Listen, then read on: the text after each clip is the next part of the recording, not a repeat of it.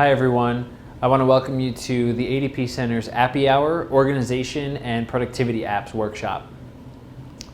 My name is Mike Statiel. I'm the graduate assistant here at the ADP Center for Learning Technologies.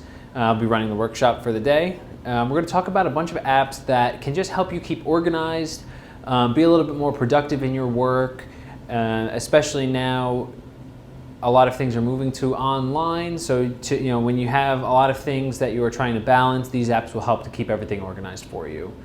The first of which is Google Keep.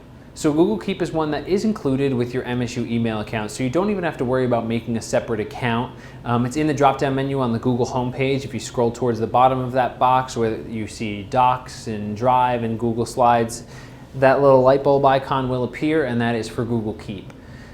So Keep is essentially a list-making app that helps keep you organized because you can collaborate with other people on a to-do list.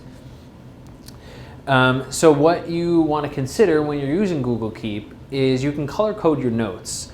So let's say you have multiple things that you're trying to work on, or you have 2 jobs and you're trying to balance, what do I have to do for this job? What do I have to do for this job? Make them different colors so that you can remind yourself, okay, I handled this one because all the yellow stuff is crossed out, but I have a bunch of stuff on my green list.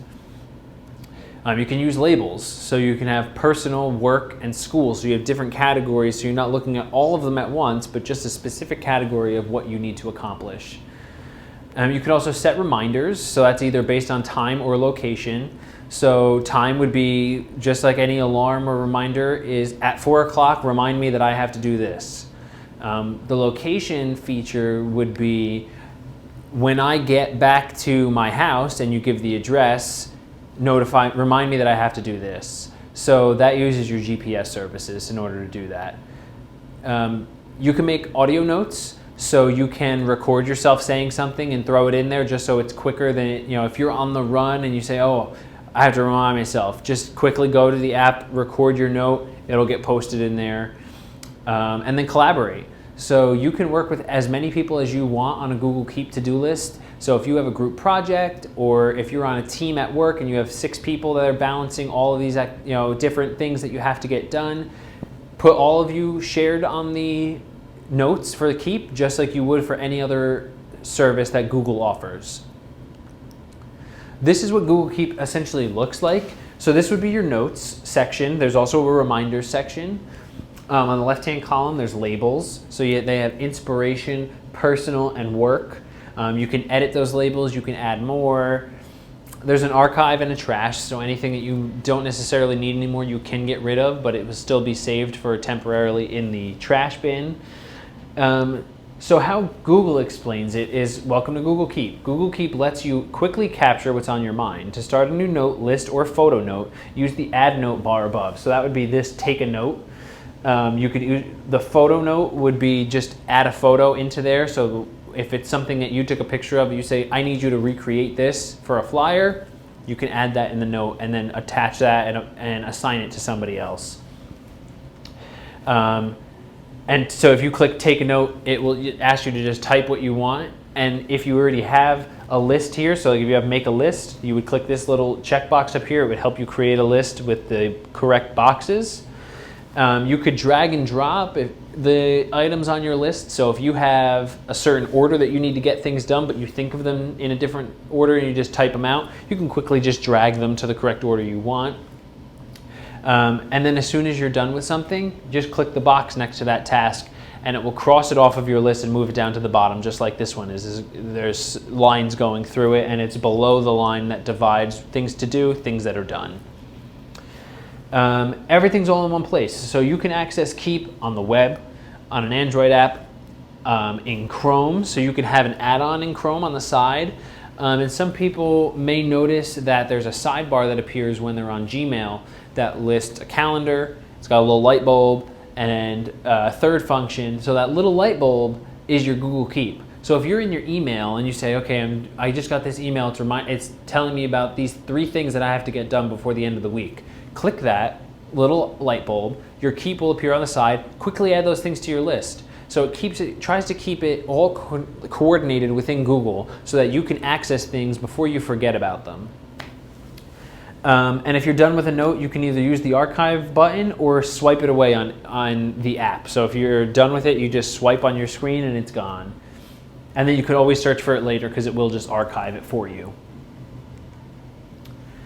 So moving on to our second app, that is If This, Then That. So this is a pretty interesting app that automates a lot of actions for you. So I don't know anyone that doesn't like making things easier for themselves. So this helps you multitask without even thinking about it.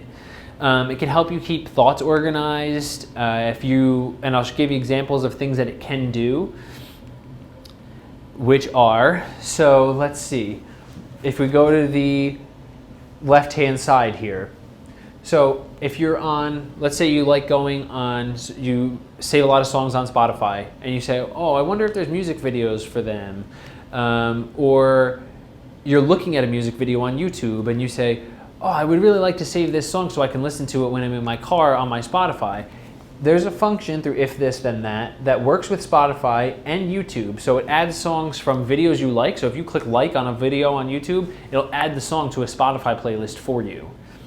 Or track your work hours in Google Calendar. So if you are putting in on a software for your tracking your work hours, every time you clock in, every time you clock out, it can create on Google Calendar different events for you that say on duty or work 9 to 5 based on how you are clocking in, clocking out of your work.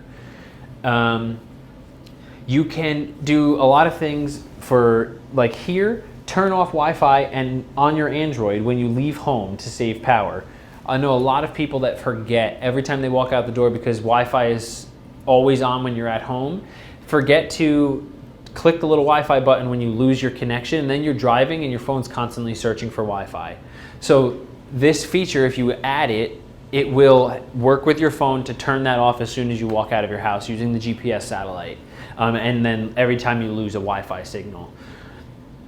And then you could do the exact opposite with this below function that automatically turn your Android device on Wi-Fi when you get home. So there's a thousand of different options that you could choose from through this app, and you could just scroll through all these different applets that they call them to see what is beneficial to you. I think that this really does help you become more productive because it's little tasks that aren't necessarily important that are getting done for you without even having to think about it. Third app that we'll discuss is Trello. I think Trello is very useful if you are planning a big project, if you're doing a research paper, if you want to use it to help you take notes or keep yourself organized, if you're in an online class format, or if you're working on a project with other people, you can collaborate using Trello. It helps check in on who's working on what, so you could have a different column for, okay, here's the cards that are what my responsibility is. Here's the cards for my group members. And you can check and see if those things are being accomplished by the other people. You can set deadlines for specific tasks through Trello. But what's kind of cool is this is a very universal tool. So you could use it across so many areas. If you're planning a vacation, you could have a hotel column, airfare, food, whatever it may be, different attractions that you want to do. And you can keep stuff in lists and organized for you in those categories so that you don't have a million papers, a million notes scattered all over the place that you lose track of. Or if you're writing a newsletter, here's the op-ed column, here's the front page paper, here's the puzzles that we're going to do, all these different things. Research proposal, I discussed a research paper earlier. It just helps keep your thoughts as organized as possible in different categories. So this is what Trello would look like. So this is an example of a student research project board. So the first column is project overview. This was written by either a teacher or an instructor. It says, here's the project, here's everything you have to do, listed in that note.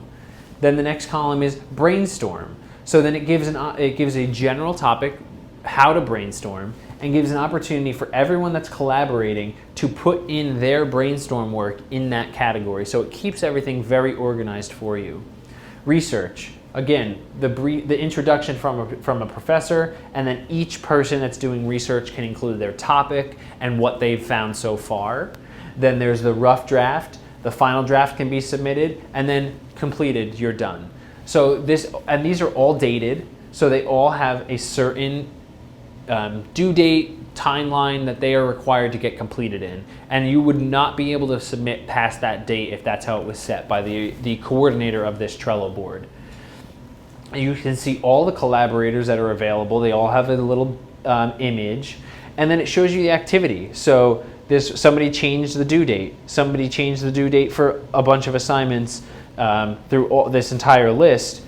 But it would be, oh, this person edited the document, or added a new board, added a new category, added to the research column. There are so many things that can be done that keep you very organized and on track if you have a goal that you want to meet.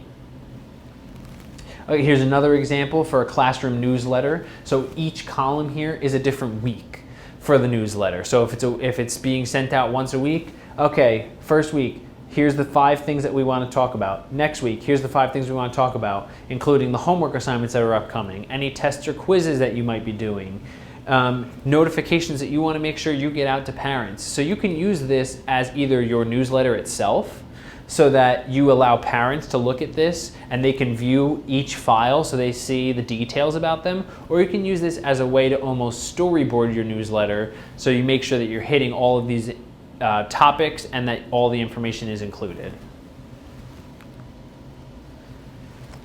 There's some bonus apps that help you stay organized, keep productive. Forest is a pretty cool app that you can download. It helps decrease your screen time by planting trees. So what happens is, as you are not actively using your phone, or your phone is, that app is running on your phone but you're not using it, time adds up that your screen time is inactive. And the more inactive you are, it helps to grow trees or plants on your phone. So the goal is, let's grow a really functioning plant. Okay, I need to be off my phone for 2 hours in order to get this project done. I need a plant that's going to take 2 hours to grow. You'll get a notification when the plant has fully grown, and then your project should be done at that point because you weren't using your phone. As soon as you click your phone to use it, the plant dies and it starts over again. So it does help. It kind of gives a little incentive, a little fun way of keeping you on track. LastPass, so this is an online way to keep all of your passwords combined in one place. So if you have a bunch of different passwords, as you should, to be as secure as possible, some people forget them often, and then you're continuously changing, and then you don't remember the new changes, and you get locked out of your account, things like that. So LastPass helps to store them all in one place with the account, whatever, if it's a store that you're trying to log into, your email account, whatever it may be, it gives you the name of the place, the username and password, all logged in, and you have a separate code. If you're using it on your phone, you can use like biometrics, so it would be either your facial recognition, fingerprint recognition to allow you to log in to LastPass. That way, nobody else can access your information. And unroll.me is a really cool site that allows you to eliminate clutter in your inbox. So if you get a ton of weekly ads or just spam emails that are trying to sell you things, or you signed up for a credit card from a place and now they email you with all of their store information all the time, Unroll.me allows you to combine all of those emails into one daily email from them. So it would say, Unroll.me is the sender. You have 21 new emails that are promotional material or whatever. You can click it and it shows you a picture of a sample of each one of those emails. You can scroll through and click on the ones that you find may be important. Otherwise, you delete the whole email, and then you don't get those individual emails continuously rolling through your email that takes up so much space in your inbox and boosts that number of unread emails so high. So this was a really fast but productive workshop, I hope, for some of you. You got some tips out of this, different ways that can keep yourself organized and keep yourself moving and as productive as possible on projects or papers. If anyone has any questions about any of these apps that I touched, you can send me an email. It's tatilm1@montclair.edu. Feel free to reach out. I'm more than happy to help you find an additional app. If you didn't like any of these but you wanted something similar, I can help you with that as well. But other than that, thanks for listening, and I hope this was beneficial for you all.